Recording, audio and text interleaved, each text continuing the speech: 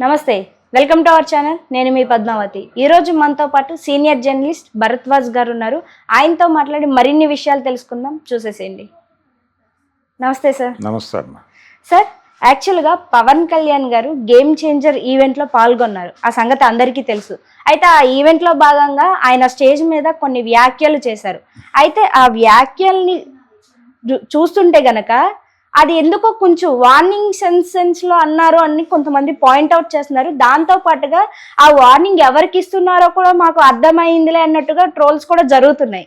అయితే దానిలో భాగంగా జగన్ గారికి కావచ్చు, అంతే దాంతోపాటు అల్లు అర్జున్ గారికి కావచ్చు, లైక్ సంధ్యా థియేటర్లో జరిగిన సన్నివేశాలకి అనుగుణంగా ఇవన్నీ కూడా చూస్తుంటే పవన్ కళ్యాణ్ గారు కావాలని అన్నారు, ఒక వార్నింగ్ చెప్పారు ఈ విధంగా స్టేజ్ మీద అనేసి కొన్ని వ్యాఖ్యలు వినిపిస్తున్నాయి. అసలు దీనిపై మీ ఒపీనియన్ ఏంటి? అసలు మీరేమనుకుంటున్నారు? నిజంగానే పవన్ కళ్యాణ్ గారు అలాగే అన్నారంటారా, లేకుంటే ఆయన ఉద్దేశంలో ఇంకేమని అంటారంటారు? లేదు, ఆయన నర్మగర్భంగా వింటున్న వాళ్ళకి కన్వే అయ్యే పద్ధతిలోనే చెప్పాడు. అంటే మీ అక్కడ సమావేశానికి వచ్చినటువంటి ప్రజల్ని జాగ్రత్తగా వెనక్కి వెళ్ళండి, ఎటువంటి ఇబ్బందులు జరగకుండా వెళ్ళండి, ఇంటికి సేఫ్గా వెళ్ళండి, సేఫ్గా వెళ్ళటానికి ఏం చేయాలో అది చూసుకోండి ముందు అని 10 సార్లు చెప్పాడు ఆయన. చెప్పి మీరు ఇంటికి క్షేమంగా చేరిన తర్వాత నాకంటే పెద్ద వయసు వాళ్ళు మీ ఇంట్లో ఉంటే వాళ్ళకి నా ఇవి చెప్పండి, నా ప్రణామాలు చెప్పండి, మీ ఇంట్లో పిల్లలు ఉంటే వాళ్ళకి నా అభినందనలు చెప్పండి. ఇలా ఈ పాయింట్ మీద ఎక్కువసేపు మాట్లాడాడు ఆయన కేంద్రీకరించి.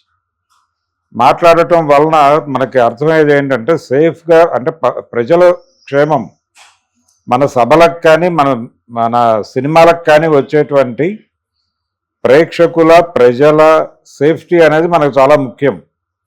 వాళ్ళు జాగ్రత్తగా ఉండాలి అని అనుకోవాలి మనం. అలా అనుకోకపోతే ప్రమాదాలు జరుగుతాయి. కాబట్టి కాన్షియస్గా ఉండాలి. మనం పబ్లిక్ ఫిగర్స్ని, మనం పబ్లిక్లోకి వచ్చినప్పుడు మన చూడటానికి చాలామంది వస్తారు. వచ్చినప్పుడు వాళ్ళతో ఎలా వ్యవహరించాలి అనే దానికి సంబంధించి మనకి ఒక ప్రొసీజరల్ కోడ్ ఉండాలి. అది లేకపోతే చాలా గందరగోళాలు సంభవిస్తాయి. ఇలా నడిచింది వ్యవహారం. ఇది మొత్తం కూడా సంధ్యా థియేటర్ ఇన్సిడెంట్ నేపథ్యంలోనే మాట్లాడినట్టుగా అర్థమవుతుంది. అవును. అందుకని ఆయన స్ట్రైట్ అవే అల్లు అర్జున్కి వార్నింగ్ గానే చెప్పుకుంటున్నారు. ప్రపంచం అంతా అదే నడుస్తుంది. అలాగే ఇంకొక టాపిక్ మాట్లాడాడు ఆయన. చిరంజీవి గారు ఇండస్ట్రీలో ఉండగా ఎంత కష్టపడేవారు, దాన్ని ఈయన ఎలా చూసేవారు అనేది. నేను సోఫాలో పడుకునేవాడిని, ఆయన వచ్చేవాడు, షూటింగ్ నుంచి కాళ్ళు వాచిపోయేవి, ఆ కాళ్ళు నొక్కి కొంత సేవ చేసి రుణం తీర్చుకోవాలనుకునేవాడిని నేను. మా అందరి కోసం ఆయన ఇంత కష్టపడ్డాడు, ఆయన కష్టమే ఈ రోజున మమ్మల్ని పెంచింది. నేను ఇలా ఉప ముఖ్యమంత్రిని అయ్యానన్నా, లేకపోతే రామ్ చరణ్ గ్లోబల్ స్టార్ అయ్యాడన్నా, మా అందరి ఎదుగుదల వెనకాల చిరంజీవి గారి కష్టం ఉంది అనేది చాలా కొంచెం హృద్యంగా చెప్పే ప్రయత్నం చేశాడు ఆయన. ఈ ప్రయత్నం చేయటం అంటే మా అందరి ఎదుగుదల వెనకాల చిరంజీవి అనేటువంటి ఒక వ్యక్తి ఉన్నాడు అనేది ఎస్టాబ్లిష్ చేస్తూ ఆయనకి ఎప్పుడు మేము కృతజ్ఞులై ఉంటాము అని చెప్పడం. ఈ చెప్పడం వెనకాల టెక్స్ట్ ఏంటంటే ఆయన ఉద్దేశం. అల్లు అర్జున్ ఎక్కడా కూడా ఎవరి ప్రస్తావన చేయడు, మానేశాడు. గతంలో చేసేవాడు. ఆర్యా టైంలో ఆయన డాన్స్ మీద మాట్లాడినటువంటి వీడియో ఈ మధ్య వైరల్ అయింది. ఆర్యా డాన్స్ మీద ఆయన చిరంజీవి గారు లేకపోతే మేము ఎవరూ లేము అవన్నీ మాట్లాడాడు అల్లు అర్జునే. ఇప్పుడు మాట్లాడటం మానేశాడు. ఈ మానేయటం వలన జరుగుతోంది ప్రమాదము. ఇదంతా కూడా ఎందుకు అంటే ఆయన ఆ మధ్య ఒక ట్వీట్ చేశాడు పవన్ కళ్యాణ్, కలిసి ఉంటే కలదు సుఖము అని. అందరం కలిసి ఉంటే, ఐక్యంగా ఉంటే చాలా బలం ఉంటుంది, విడిపోతే ఏముండదు అని ఒక ట్వీట్ చేశాడు. ఏది తన అరెస్టు గొడవ జరుగుతున్నటువంటి సమయంలోనే. అంటే వాంటెడ్గానే నువ్వు మా నుంచి దూరం అయిపోతున్నావు, మా నుంచి దూరం అయిపోయి నువ్వు బావుకునేది ఏమీ లేదు, నష్టపోతావు దానివలన. కాబట్టి ఇప్పటికైనా తెలుసుకుని మళ్ళీ వచ్చి కలు అని ఒక ఇండికేషన్ ఆ ట్వీట్ ద్వారా ఇచ్చాడు. దాన్నే నిన్న ఆయన మాట్లాడాడు అక్కడ. అంటే చిరంజీవి అనేటువంటి వ్యక్తి లేకపోతే మనం ఎవరము లేము, ఉన్నామని అనుకుంటున్నాం ఈ రోజున. కానీ మనని ఇక్కడ నిలబెట్టిన వాడు ఆయనే. కాబట్టి ఆయనకి మీరు ఎప్పుడూ నిరంతరం థ్యాంక్స్ చెప్తూనే ఉండాలి అనే ఒక ఇండికేషన్ ఇచ్చాడు. ఇచ్చి దాంతో పాటు రామ్ చరణ్ని విపరీతంగా పొగడ్తల్లో ముంచెత్తాడు. ముంచే క్రమంలో చిరంజీవి గారి కొడుకు అంటే మెగాస్టార్ కొడుకు అనివార్యంగా గ్లోబల్ స్టారే అవుతాడు అని చెప్పాడు. ఆ చెప్పడం ద్వారా మేమందరం ఇతని వెనకాల ఉన్నాము అనేటువంటి ఒక ఇండికేషను ప్రపంచానికి కాదు ఆయన ఇచ్చింది, బన్నీకే ఇచ్చాడు స్ట్రైట్గా. ఇలా రకరకాలుగా ఆయన మాట్లాడిన ప్రతి మాటలోనూ ఏదో ఒక సెన్స్లో అల్లు అర్జున్ ధ్వనిస్తూ ఉపన్యాసం నడిచింది అనేది ఒక వెర్షన్. దీంతో పాటు జగన్మోహన్ రెడ్డి గారి గురించి కూడా మాట్లాడాడు. ఆయన పేరు ప్రస్తావించలేదు, కానీ మా ప్రభుత్వం ముందు ఎవరూ కూడా తలలు ఉంచుకొని దండం పెట్టి వినమ్రులై వేడుకోవాల్సినటువంటి అవసరం లేదు. అవతల వాళ్ళ డిమాండ్ జెన్యూన్ అయితే మేము డెఫినెట్గా దాన్ని కన్సిడర్ చేస్తాము అని చెప్పాడు ఆయన. టికెట్ల రేట్ల పెంపు ప్రస్తావన తీసుకొచ్చి, టికెట్ల రేట్ల పెంపు కోసం గతంలో అంటే వైఎస్ జగన్మోహన్ రెడ్డి ఉన్న రోజుల్లో చిరంజీవి, మహేష్ బాబు, ప్రభాస్, రాజమౌళి వీళ్ళందరూ వెళ్ళారు. ఆ రోజున చిరంజీవి గారి పోస్చర్ చాలా విమర్శలకు గురైంది. ఆయన చాలా వినమ్రుడై నమస్కారం పెట్టి, మీరు తల్లి లాంటి వారు, అందుకని మీ దృష్టికి విషయం తీసుకొస్తున్నామని మాట్లాడాడు. ఆ మాట్లాడటం అనేది చాలా అవమానకరంగా చాలామంది మాట్లాడారు. పవన్ కళ్యాణ్ కూడా మాట్లాడాడు అప్పుడే. కాబట్టి మా ప్రభుత్వంలో అలాంటివి చేయక్కర్లేదు, అంతగా మీరు మోకరిల్లి అడగాల్సిన అవసరం లేదు. మీ డిమాండ్లో నిజాయితీ ఉంటే మేము డెఫినెట్గా కన్సిడర్ చేసి దాన్ని సాల్వ్ చేస్తామని చెబుతూ వీళ్ళ డిమాండ్ని కూడా మేము సాల్వ్ చేస్తున్నాం అని చెప్పి ఇంకొక విషయం చెప్పాడు ఆయన. టికెట్ల రేట్లు పెంపు అనేది డిమాండ్ అండ్ సప్లై ఆధారంగా ఉంటుంది. ఇది కొత్త స్టేట్మెంట్ కాదు ఆయన. గతంలో Sai Dharam Tej cinema pre release event సందర్భంగా జగన్మోహన్ రెడ్డి ముఖ్యమంత్రిగా ఉన్న రోజుల్లో ఈ మాట చెప్పాడు ఆయన ఫస్ట్ టైం. అప్పటి నుంచి అదే స్టాండ్ మీద ఉన్నాడు ఆయన. అంటే డిమాండ్ అండ్ సప్లై అంటే ఏమిటి? ఒక హీరో ఇమేజ్ మీద జనాలు వచ్చేస్తారు, వచ్చినప్పుడు ఎంత రేటు పెట్టినా వాళ్ళు చూసేస్తారు సినిమా. ఇంత రేటు పెడితేనే చూస్తారు, అంత రేటు పెడితే చూడరు అనేటువంటిది లేదు. కాబట్టి వాళ్ళు డిమాండ్ చేస్తున్నప్పుడు వాళ్ళ డిమాండ్ని బట్టి ఇక్కడ సప్లై ఉంటుంది, దాంతోపాటు రేట్లు డిసైడ్ అవుతాయి అనేది చాలా చిన్న స్థాయి ఆర్థిక సూత్రం. అది కూడా తెలియదా జగన్మోహన్ రెడ్డికి అన్నాడు ఆయన. అని దాన్ని నిన్న మళ్ళీ మాట్లాడాడు అక్కడ.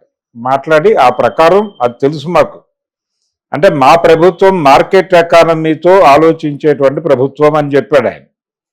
మేము ప్రజలు కాదు మాకు క్రైటీరియా. ఆయన ఒక వైపేమో అల్లు అర్జున్కి కాషన్ చెబుతూ ప్రజల పట్ల, ప్రేక్షకుల పట్ల బాధ్యతగా ఉండాలి అని చెప్పాడు. బాధ్యతగా ఉండాలి, వాళ్ళందరూ కూడా సేఫ్గా ఇంటికి వెళ్ళాలి అని 10 సార్లు చెప్పి ప్రజల, ప్రేక్షకుల భద్రత పట్ల నిర్లక్ష్యంగా వ్యవహరించారు ఇంతకు ముందు కొంతమంది అనే ఇండికేషన్ ఇచ్చాడు. ఇచ్చి రెండో వైపు టికెట్ల రేట్లు పెంపుదలకు వచ్చేసరికి మేము మార్కెట్ ఎకానమీ ప్రకారం వెళ్ళే వాళ్ళము, కాబట్టి ఇక్కడ డిమాండ్ ఉంది కాబట్టి మేము రేట్లు పెంచి అమ్ముకోవడానికి పర్మిషన్ ఇస్తాము. గత ప్రభుత్వం అలా చేయలేదు, వేధించింది అని చెప్పాడు. అంటే రేట్లు పెంచటం కరెక్టా కాదా అనేటువంటి చర్చలోకి వెడితే, ఎందుకు రేట్లు పెంచుతున్నారు మీరు? రేట్లు పెంచడానికి కారణం ఏమని చెప్తున్నారు అంటే, మేము ఇంత ఖర్చు పెట్టి సినిమా తీస్తాం కాబట్టి మేము డబ్బు చేసుకోవడానికి 4 రూపాయలు పెంచమని అడుగుతున్నాం. అది తప్పేం కాదు కదా అంటున్నారు. అది ఒక రకంగా చూస్తే తప్పే.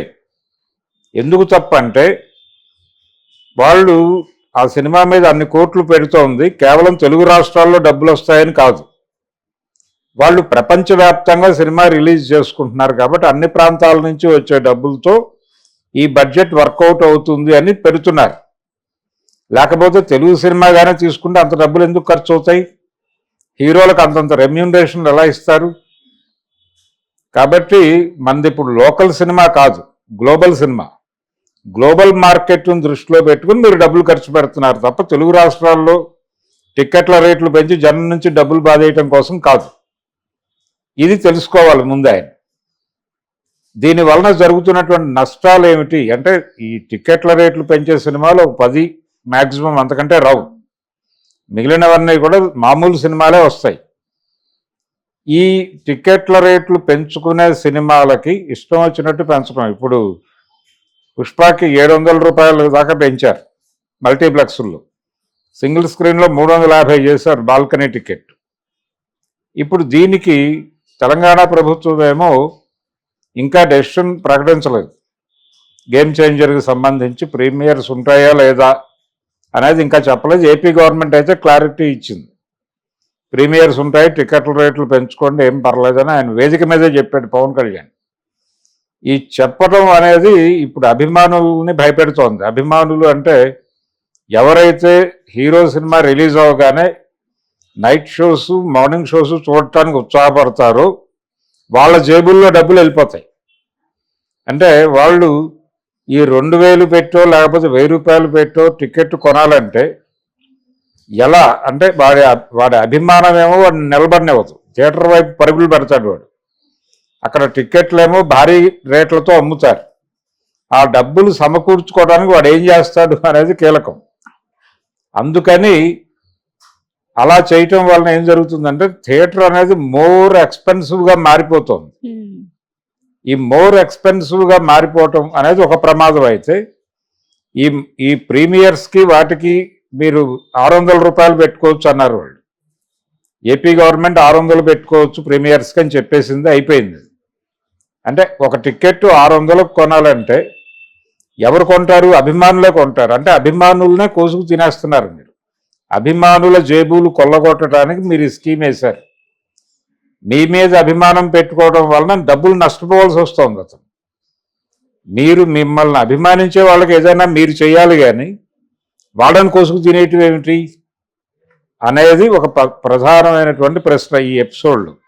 టికెట్ల రేట్ల పెంపుకు మేము అనుకూలంగా ఉన్నాం అని చెప్పడం వెనకాల ఆయన ఏదో పరిశ్రమను ఉద్ధరిస్తున్నాను అన్నట్టు చెప్పాడు. నిజానికి పరిశ్రమను ఉద్ధరించే ఉద్దేశం ఉంటే పవన్ కళ్యాణ్కి పెద్ద సినిమాలకు రేట్లు పెంచుకోవడానికి, ప్రీమియర్స్ వేసుకోవడానికి ఎలా అనుమతిస్తున్నారో అలాగే చిన్న సినిమాలకి మల్టీప్లెక్స్ల్లో ట్యాక్స్ ఎగ్జంప్షన్ ఇచ్చి 100 రూపాయలకి సినిమా వేసుకునే అవకాశం కల్పించాలి కనీసం ఒక షో. చిన్న సినిమాలకి అంటే 30 లక్షలు 40 లక్షల్లో సినిమాలు హార్డ్ డిస్కుల్లో పెట్టుకు తిరుగుతున్న కుర్రాళ్ళు చాలామంది ఉన్నారు. ఇలాంటి వాళ్ళందరికీ ప్లేస్ కల్పిస్తూ మల్టీప్లెక్స్ల్లో ఒక షో వాళ్ళకి డెడికేట్ చేసి ఆ షోకి 100 రూపాయలే టికెట్ ఉండాలి. అలా ఆర్డర్ ఇచ్చేటువంటి అవకాశం ఉందా? అలా ఇస్తే చాలామంది కుర్రాళ్ళు ఆనందపడతారు, తమ సినిమాలు థియేటర్లో వేసుకోగలుగుతారు. సింగిల్ స్క్రీన్స్ వెళ్ళిపోయినాయి, చాలా చోట్ల సింగిల్ స్క్రీన్స్ వెళ్ళిపోవటం అనేది కనిపిస్తుంది. మల్టీప్లెక్స్లు మాత్రమే ఎమర్జ్ అయి ఉన్నాయి. సింగిల్ స్క్రీన్స్లో 70 రూపాయలకి వేసుకునే అవకాశము, 60 రూపాయల నుంచి 70 రూపాయల మధ్య అక్కడ, 100 రూపాయలకి మల్టీప్లెక్స్లోను చిన్న సినిమాలు వేసుకున్నాయి. వాళ్ళకి 600 వరకు మీరు పర్మిషన్ ఇస్తున్నారు కాబట్టి వీళ్ళకి 100 రూపాయలకు అవకాశం కల్పిస్తే, ఒక షో ఇస్తే ఈ సినిమాలన్నీ అకామిడేట్ అవుతాయి. దాని గురించి పట్టించుకోవాలి ఆయన. రెండోది, థియేటర్లు ఆడియన్ ఎన్వీగా మారిపోయినాయి. ఎన్వీగా మారిపోవటం అంటే టికెట్ల రేట్లు పెంపు ఒకటి, ఒక ఫ్యామిలీ వెళ్ళాలంటే కనీసం 10,000 ఖర్చు అవుతున్నటువంటి పరిస్థితి. ఈ పెరిగిన టికెట్ల రేట్ల ప్రకారం 5గురు పెడితే కనీసం 3,000 టికెట్లకు అయిపోతుంది. లోపల స్నాక్స్ తింటే వీళ్ళందరూ పాప్కార్న్ తిన్నా కానీ అదొక 2-3 వేలు అయిపోతుంది. ఏదైనా 6,000 నుంచి 7-8,000 వరకు ఖర్చు అయ్యేటువంటి వ్యవహారం సినిమా అనేది. అంటే సినిమాకి వెళ్ళాలంటే బ్యాంకు నుంచి లోన్ తీసుకోవాల్సిన పరిస్థితితో, లేకపోతే ముత్తూట్ గోల్డ్ ఫైనాన్స్లో ఏదైనా తాకట్టు పెట్టాల్సిన పరిస్థితితో కల్పిస్తున్నారు మీరు. ఇది తప్పు ఒకటి. ఈ తప్పు చేస్తున్నారు మీరు, డిమాండ్ అండ్ సప్లై అని. ఓకే, పైగా ఆయన ఒక మాట చెప్పాడు, ఈ టికెట్ల రేట్లు పెంచడం వలన ప్రభుత్వానికి ఆదాయం వస్తుంది, జిఎస్టీ వస్తుంది, కాబట్టి ప్రభుత్వం ప్రజల కోసం ఏదైనా సంక్షేమ కార్యక్రమాలు చేసినప్పుడు ఈ డబ్బులు ఉపయోగపడతాయి అని కూడా చెప్పాడు ఆయన. అదొక విచిత్రమైనటువంటి వాదన. జిఎస్టీ తీసుకుంటారు, ఓకే బాగానే ఉంది, ప్రభుత్వానికి లాభం వచ్చేస్తే ప్రజలకు లాభం వచ్చినట్టుగా మాట్లాడుతున్నాడు ఆయన. ఇదొక ఆర్గ్యుమెంట్. ఇదంతా అంగీకరించినప్పటికీ కనీసం చిన్న సినిమాలకు ఎగ్జంప్షన్ ఇవ్వండి, ఇస్తే ఏదో వాళ్ళు అక్కడ బతికేస్తారు. అది చేయకుండా మేము కేవలం డబ్బులు తీసుకునే వాళ్ళమే తప్ప ఇచ్చేవాళ్ళం కాదు అంటే మీ ప్రభుత్వాన్ని ఎవరు నమ్మరు. నెమ్మదిగా మీ దగ్గర నుంచి డీవియేషన్ మొదలవుతుంది, మీ నుంచి జనం డిటాచ్ అవడం మొదలవుతుంది. అందుకని పవన్ కళ్యాణ్ స్పీచ్లో ఆయన అల్లు అర్జున్కి ఇచ్చిన వార్నింగ్ల వరకు ఓకే, కానీ జగన్మోహన్ రెడ్డిని టార్గెట్ చేస్తూ ఇచ్చినటువంటి వార్నింగుల్లో మాత్రం చాలా గందరగోళం అయితే ఉంది. నిజంగా సార్ మీరు చెప్పింది కరెక్ట్. ఏదైతే చెప్పారో ఈ టికెట్ల రేట్లు పెంపు విషయంలో కావచ్చు, వాస్తవం ఏదైతే ఉందో చిన్న సినిమాలకు అవకాశం ఇవ్వాలి అనేది మాత్రం కరెక్ట్ సార్, 100%. అది ఎప్పుడు పెద్ద సినిమాలకే కాదు, చిన్న సినిమాలు కూడా అభిమానించే వాళ్ళు ఎంతో మంది ఉంటారు. ఏ సినిమా అయినా సరే చిన్న సినిమా నుంచే పెద్ద వరకు వెళ్తుంది. అది చిన్నదా పెద్దదా అని మనం కాదు, చూసే ప్రేక్షకులు చెప్తారు అది. సో మీరన్నది కూడా పాయింటే. దీన్ని కూడా పవన్ కళ్యాణ్ గారు దృష్టిలోకి తీసుకొని పెద్ద సినిమాలకు ఏ విధంగా అయితే అవకాశం ఇచ్చారో అదే అవకాశాన్ని చిన్న సినిమాలు కూడా కల్పించాలి అని మీరు కోరడమే కదా మేము కూడా మనస్ఫూర్తిగా కోరుకుంటున్నాం. Thank you so much sir. నిజంగా థ్యాంక్ యూ.